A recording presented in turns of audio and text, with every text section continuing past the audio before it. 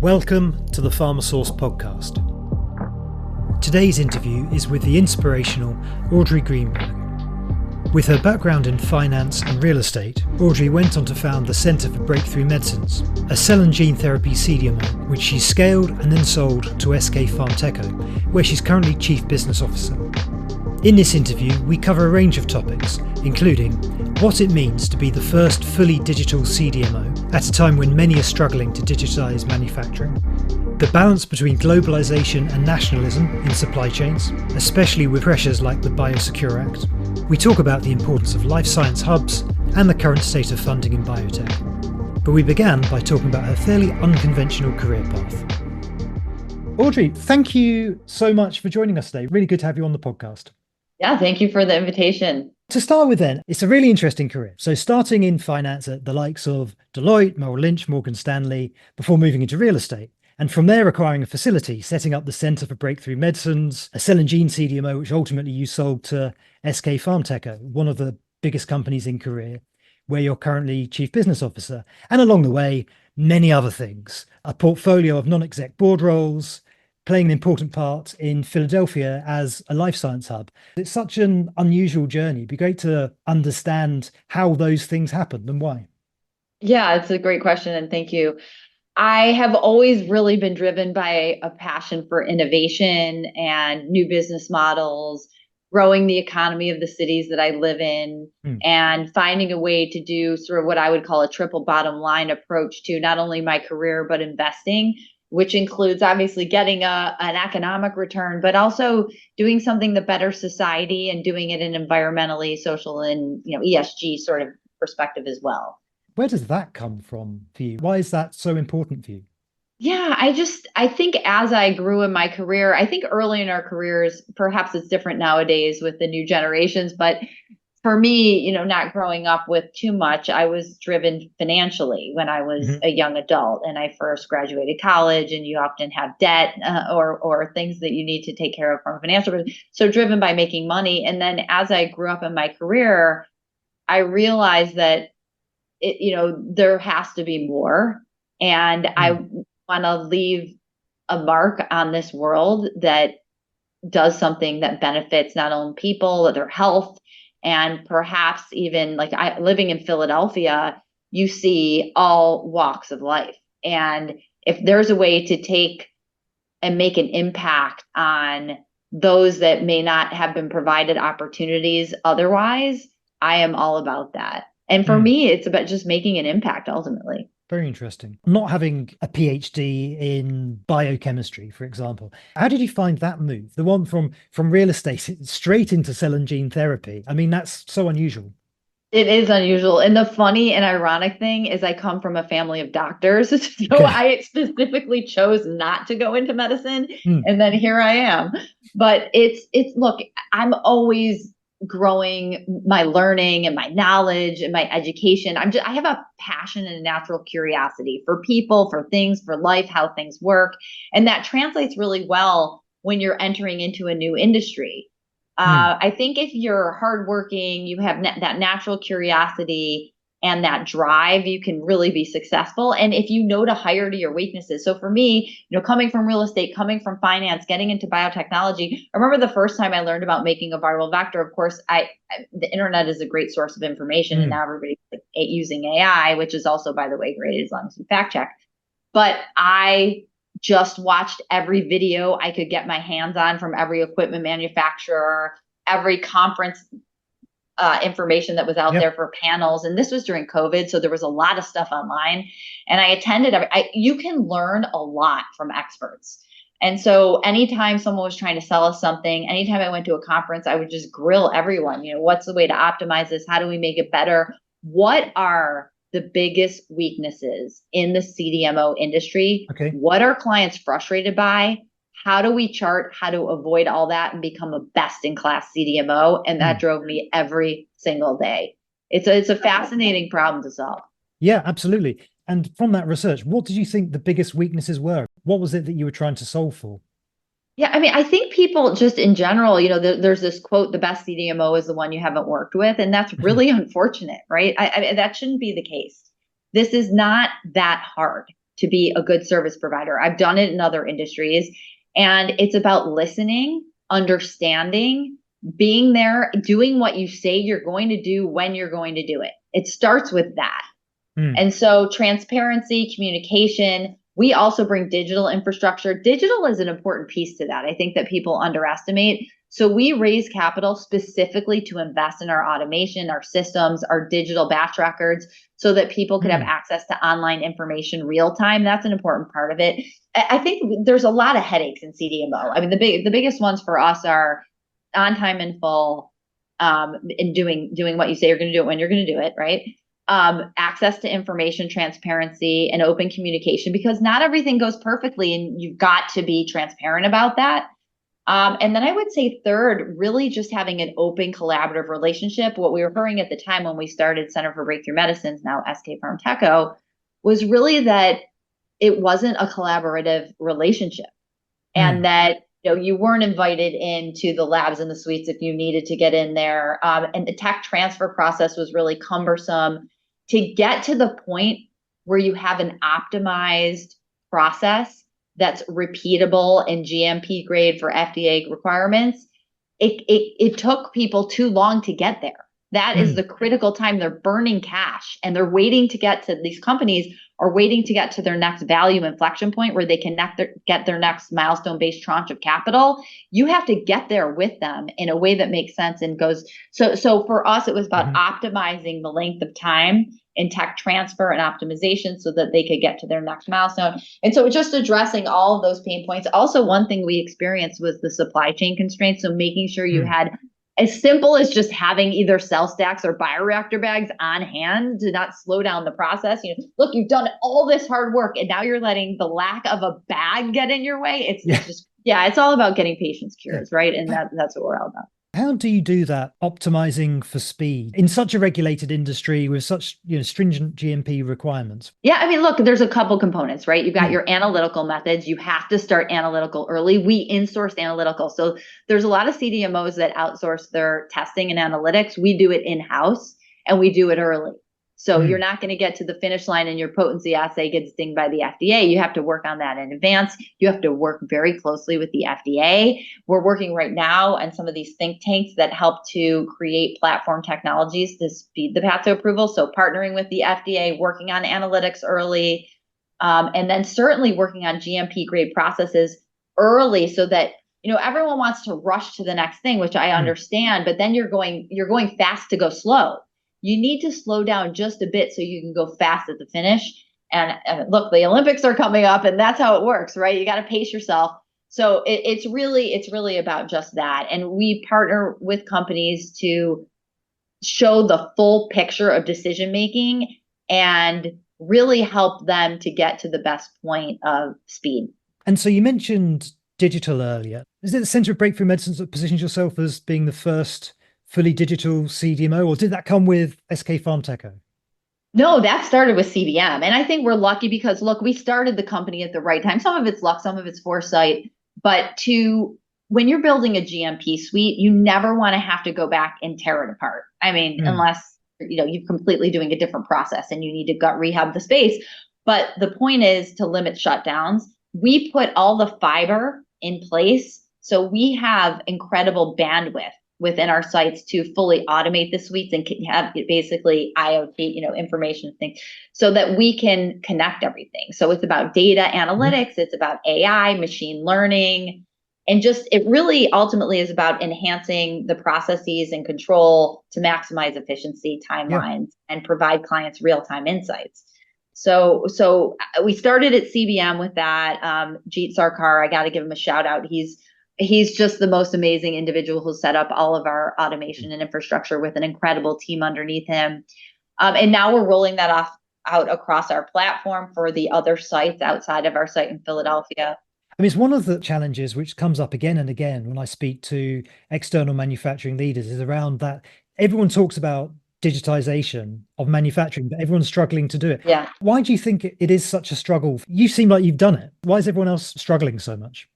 Well, the process is the product, in particular in cell and gene therapy. And so when you change anything in the process, you are having perhaps to go back to the FDA. And so I think that's one thing, right? And you don't want to change the process too late after a certain phase.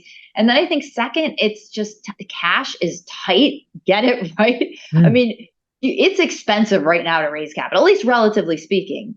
And so with interest rates so high and capital markets so tight, and having to spend $1,000 to $2,000 dollars per foot on GMP manufacturing space, and then having to spend on top of that for automation and infrastructure improvements, it's not cheap. And so if you have the cash to spend early, great, do it. If you've already built, so some of these CDMOs that built their suites 10, 20 years ago, to go back and have to fix them is not only you're talking about the cost, but then opportunity cost of lost revenue when you're doing all this. And what about on the client side? Because I guess to really realize the value of this transparency, it needs to interface with their systems as well and into their ERP systems. I mean, has that proved a challenge? Not really. I mean, that's changed a lot in the last 10 years. There's a ton of ways for systems to easily talk to each other, and the clients love it. The clients that come to our site, in particular, by the way, the big pharma institutions really like to have access to information and integration into their systems for better decision making. And by the way, we all know now with AI, data is power. So the more data you have on your manufacturing process, and even before that, obviously with clinical trials and research and development, data is your friend, and you have to pick and choose the data that you use. But with sort of the new normal that we're in with AI, I think you can really use that data in a way. Like, for example, look, a lost batch costs millions of dollars, and then you have patients that don't get the therapy. It's a huge problem.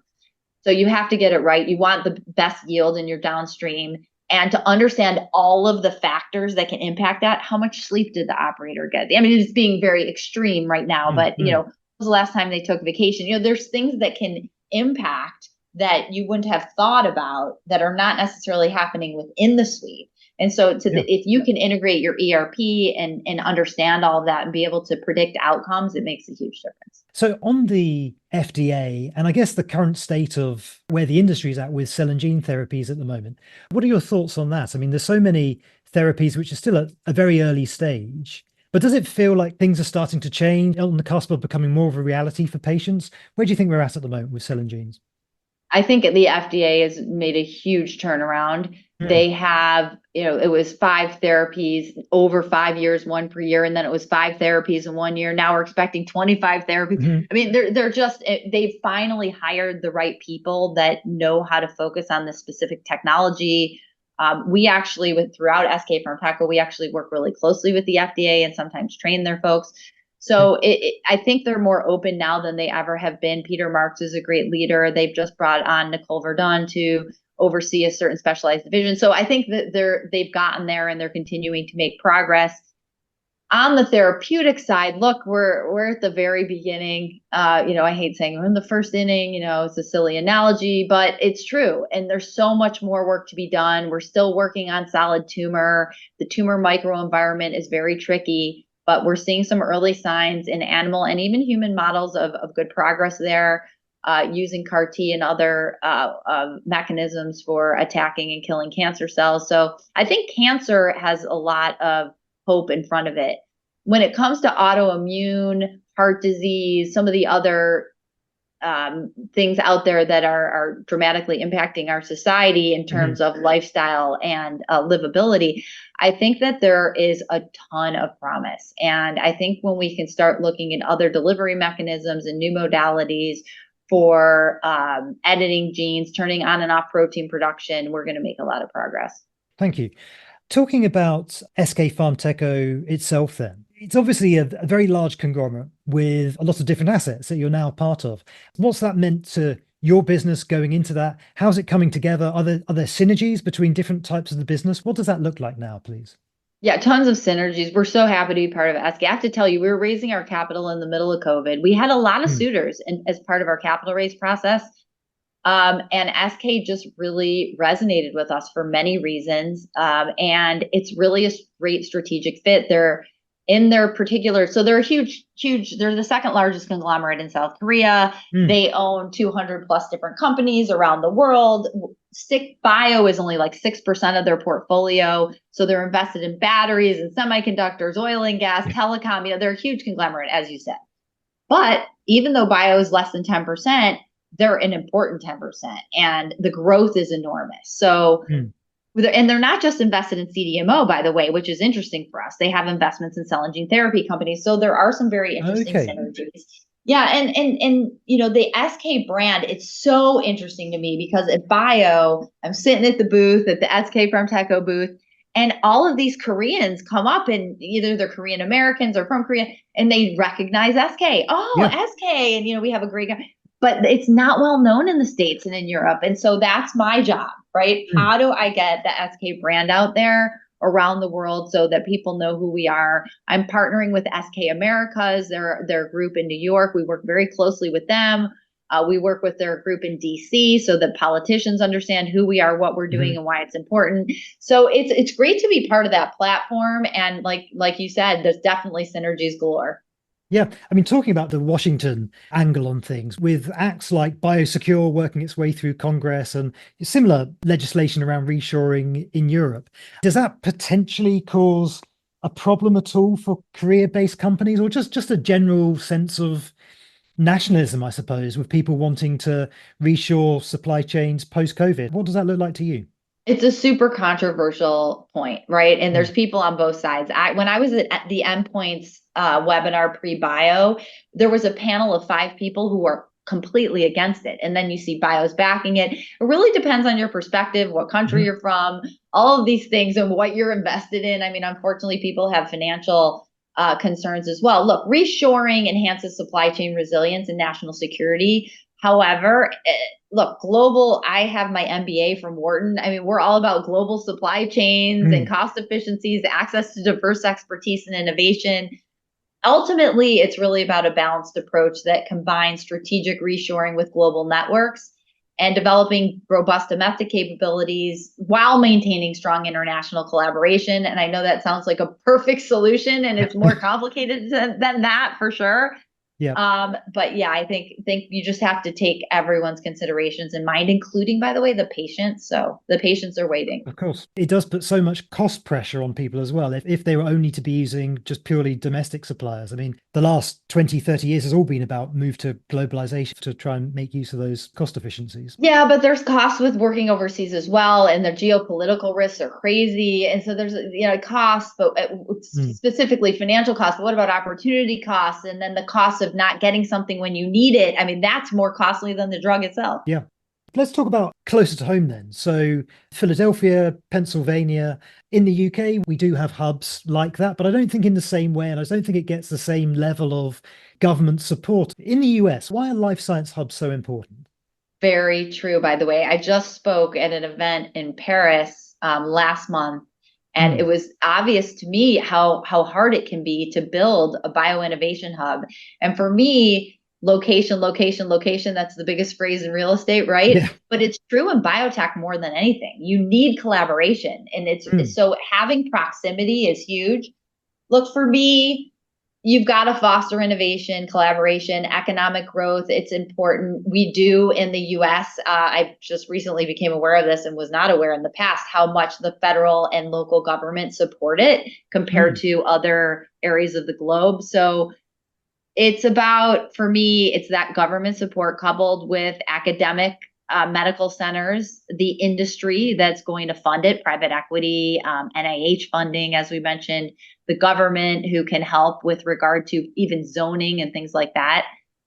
I love to engage with stakeholders through partnerships. And we did that as part of our capital raise with Center for Breakthrough Medicines. We partnered with Penn on a sponsored research and joint manufacturing agreement with the gene therapy program.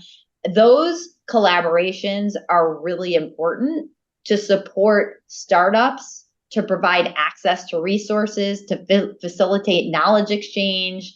And it really ultimately is about driving meaningful change to contribute to the growth of the sector.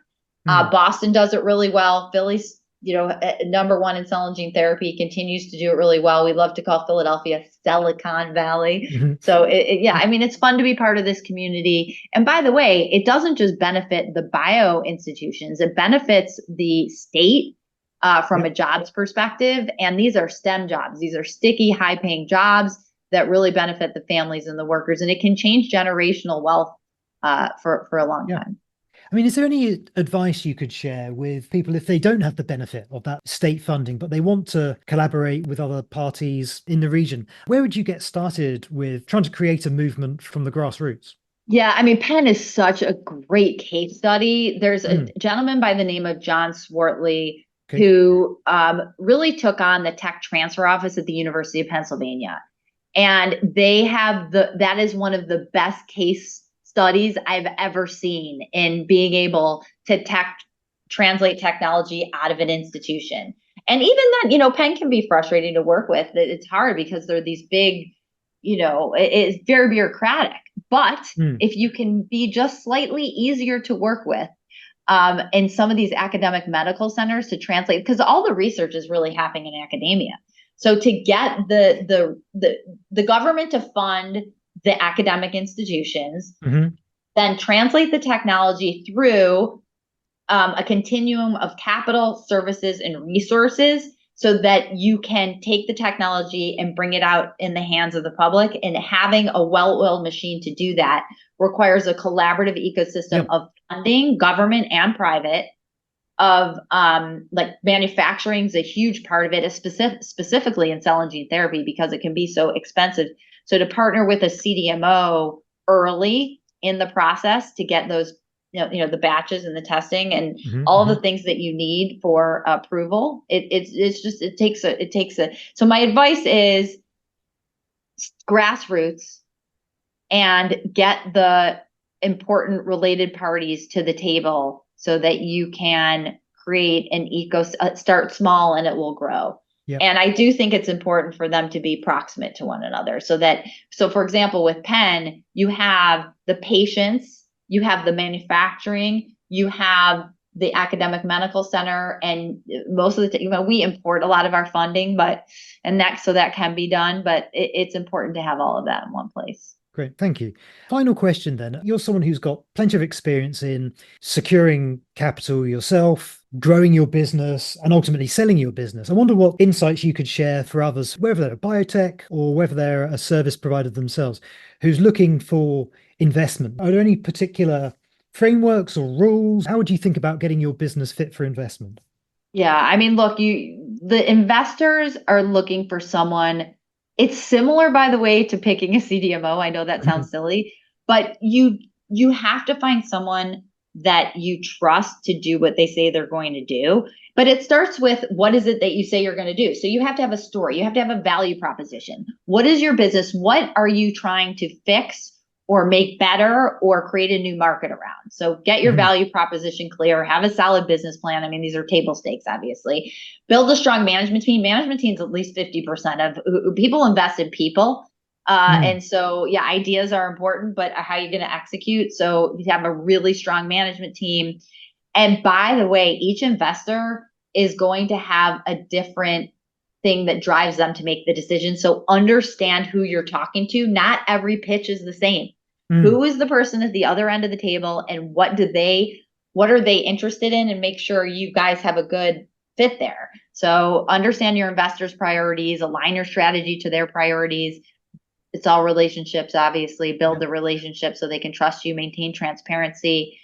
And look, everybody wants the big win. So can you show growth? What are your projections, and how impactful are they going to be? And I guess lastly, how risky is it? Obviously, people are interested in innovative solutions that address unmet needs. So if you can tell your story around that and have growth that goes with it, you're going to win. Do you feel like it's a good time right now in terms of investment? Do you feel like now is a good time? Because it's been kind of sluggish over the last couple of years. Yeah, I was going to say, for who, right? Because there's always, is it a buyer's market? Is it a seller's market? So if you're on the PE side, look, I think there's a huge bid-ask spread. So I don't think we've come to terms on valuation. However, I do think there's green shoots of opportunity. I think that I see things opening up, right? So I'm not actively in the market right now, but I'm always talking to private equity funds as they're representing people that are looking to outsource manufacturing. And by the way, all the companies we do business with are relying upon their capital sources. And so we're sort of the downstream impact in that. I've seen more activity now than I've seen certainly in the last 12, 18 months. So I'm excited about the rest of 2024 and certainly heading into 2025. I think it's going to open up huge, and I'm excited about the future. Fantastic. Audrey, thank you so much for joining us today. Fascinating conversation. Luke, so good to talk to you. I'm thrilled about what you're building and glad to be a part of it. Appreciate it. Thanks very much. Thank you to Audrey for that fascinating interview. To keep up to date with the latest in biopharma outsourcing, sign up to pharmasource.global. Thank you for listening.